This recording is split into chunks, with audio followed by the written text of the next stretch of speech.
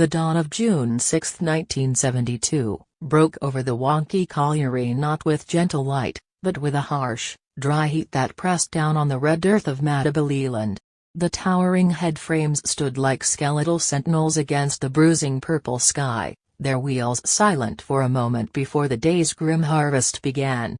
A low chorus of bootsteps and murmured greetings in Shona, Ndebele, English, and Tonga filled the air as men emerged from the twilight, men from Rhodesia, from Zambia, from Mozambique, from distant villages and towns across the southern part of the continent. They carried with them the simple tools of their trade, lunch pails, helmet lamps, and the quiet, resigned courage of those who descend daily into the belly of the earth. They exchanged tired smiles, the night shift passing the day shift with a silent transfer of the world's weight. One by one, they stepped into the cage, the iron gates clanging shut with a finality that echoed in the still morning. The engine whined, the cable tensed, and they were swallowed by the ground. Deep within the labyrinth, in the pitch-dark galleries of No. 2 Colliery, the air was thick and warm, smelling of coal dust, damp timber, and sweat. The beams from 100 helmet lamps cut swinging arcs through the perpetual night, illuminating glistening walls of black seam. The only sounds were the distant thump of machinery, the crunch of picks, and the low rumble of conveyor belts moving their endless black rivers. Then, at 9:05 a.m., the earth itself took a breath. A low, subcutaneous rumble, more felt than heard, vibrated through the rock. A moment of utter silence, where every man froze, his lamp fixed on a dancing cloud of dust. Then the world tore itself apart.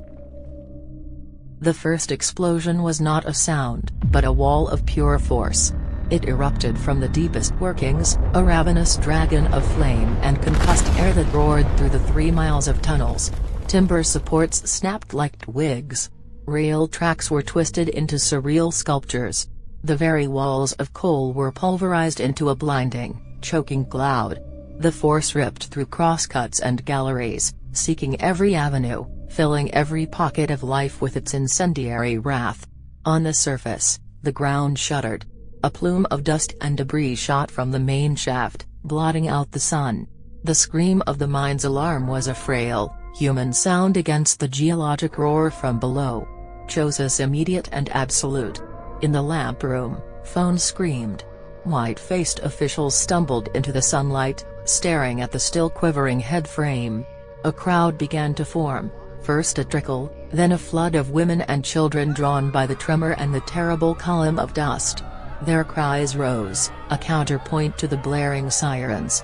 Rescue teams, their faces set in masks of grim determination, assembled with frantic speed. They strapped on breathing apparatus, their movements practiced yet suddenly clumsy with fear. The first brave teams descended into the still smoking shaft, their lamps probing a transformed and terrifying landscape. What they found was a tomb of heat and twisted wreckage. For hours, they inched forward, calling into the darkness, their voices muffled by the settling dust. Against all odds, they found 8 men, alive, clinging to a pocket of clean air in a shattered air shaft. Their emergence was met with torn cries of joy, a fleeting, cruel mirage of hope that made the surrounding grief all the sharper. That night, no one left the mine. Arc lights were erected, casting long, stark shadows that turned the colliery into a scene from a nightmare. Families huddled under blankets, their eyes fixed on the pit head, praying for a miracle. Prime Minister Ian Smith arrived, his normally rigid face ashen, moving through the crowd with a statesman's hollow comfort. Below, rescue teams dug and clawed. They recovered 3 bodies, brought to the surface with solemn care, each covered blanket a hammer blow to the waiting crowd. But the mine was not done. On the morning of June 7, as shifts changed and exhausted rescuers took a moment's rest, the earth growled again. 2 new explosions, deeper, more violent, erupted from the wounded mine. This time, they carried no flame, only a silent, invisible killer, clouds of dense, poisonous afterdamp, a cocktail of carbon monoxide and nitrogen. It seeped into every crevice, filling the labyrinthine tunnels with a fatal breath. A rescue worker, emerging gasping, tore his mask off and fell to his knees, pointing wordlessly back into the shaft. The message was clear: the mine had sealed itself. To go back in was not rescue, it was suicide.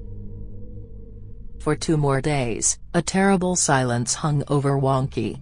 The crowd thinned, not from lost hope, but from the crushing finality of it. On June 9, the general manager, Gordon Livingstone Blevins, a man who looked 20 years older than he had 3 days prior, stood before the press and the families. His voice, stripped of all corporate polish, was a dry rasp.